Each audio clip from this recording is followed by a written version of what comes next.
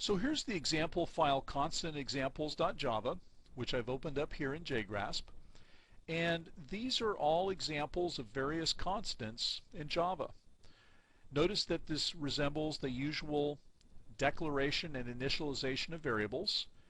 The only difference here is we've turned these into constants by using the final keyword on all of their declarations, and we're using the constant naming convention of all caps and underscores.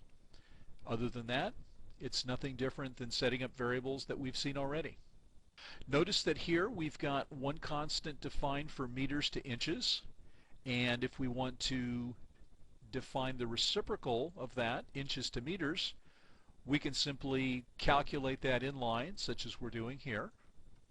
Here's an example of using an inline comment to perhaps specify the units of one of our constants.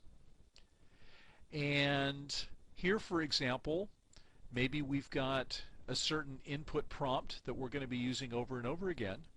Rather than cut and pasting it over and over in our code, we can just give it a name as a string constant and use this prompt text in our code.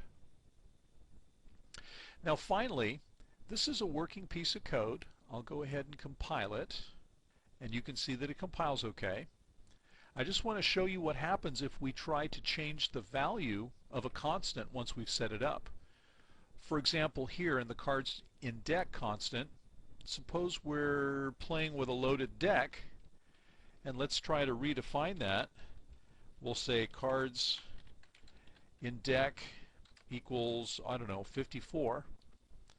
Watch what happens if we try to compile it now.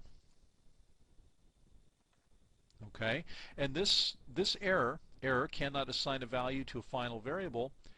This is just demonstrating that this final keyword enforces the value 52, and once we've set the value of a constant, we can't change it, such as in a statement like this one.